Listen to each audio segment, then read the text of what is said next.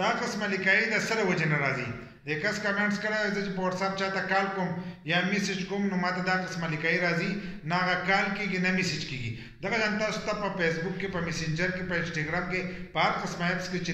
دا مسله راتلی شي چې تاسو کله دا وایي نو تاسو سیټینګ ته لاړ شئ خو هلته تاسو د دې سیټینګ چې دی نه شي حل کولی بل دا راځي د سره وجې نه او بل له دې پیده سره دا به په دې ویډیو کې پوه کوم خو ویډیو چې دا به زموږ سره تر اخره پورې ګورئ یو لایک شیر کمنټ چې دی ویډیو له به لازم ورکوئ نو دا لیکئ چې راځي کله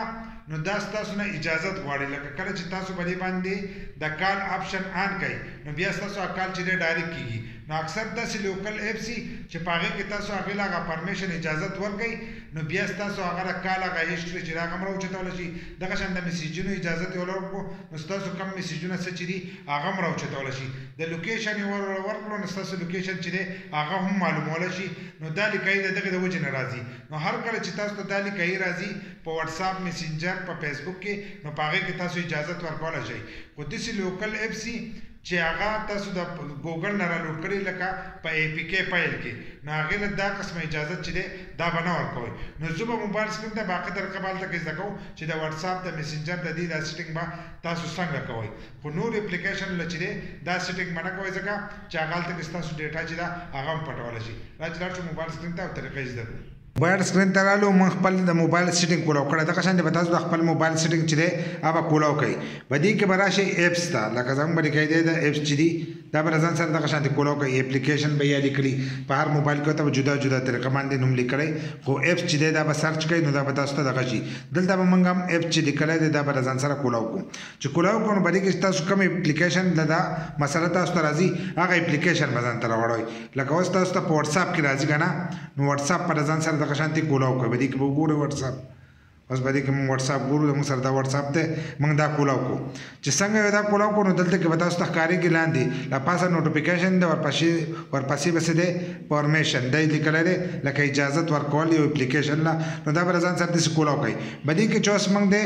خالي وایس له موږ اجازت ورکړی دی لکه د میک دغه چې دی هغې له موږ اجازت ورکړی دی عام کال دغه په کولی شو دلته کې تاسو اوس چې دی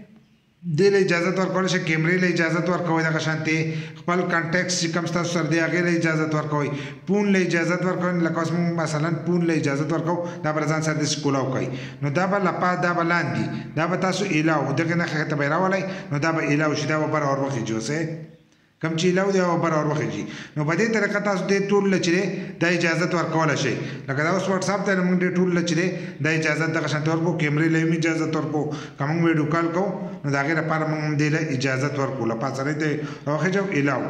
دغه الاو به یې کوي چې دغه الاو کړو نو دا به اوس له پاسه ورخېږي اوس چې موږ کله کیمره کولاو نو ډایرکټ په کولاویږي خو چې دا کله به دې لاندې کوو نو دا به بیا نه کولاویږي لکه تاسو اوس ایس ایم ایس کوئ نو هغه به نه کېږي دغه شانتې لوکیشن چاته ورلیږئ نو هغه به نه ورلیږلی کېږي ستاسو سټوریج چې دی هغه به هم نه کېږي خو په لوکل ایپس کې چې دی نو هغه به بند ساتئ لکه اوس موږ دا سټوریج په لوکل کې بند ساتلی نو زموږ هغه تصویرانو ویډیوګانو ته دې ته هغه نه شي رسېدلی چې دا یو آن کړی دغه شانتې پون چې تاسو پکې بند کړئ نو ستاسو د پون هسټري ته هغه نشي رسېدلی تاسو چې کومې خبرې کوئ هغې ته نشي رسېدلی دغه شانتې کیمره تاسو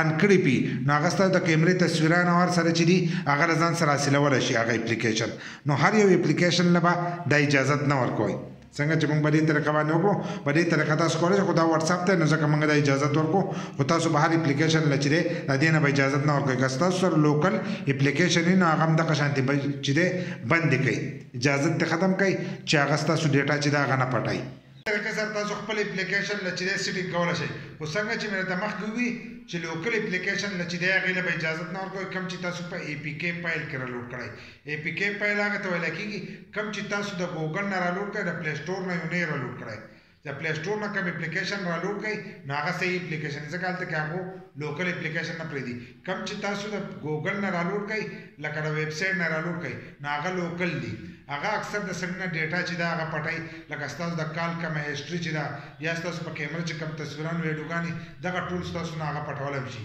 که دا ویډیو مو خوښه شي نو یو لایک شیر کمنټ چې دی دې ویډیو له لازم ورکړئ او له داسې نور ویډیوګانو لپاره زموږ د فیسبوک پیج هم د ځان سره فالو کړئ او یوټیوب چینل چې دی هغه هم د ځان سره سبسکرایب کړئ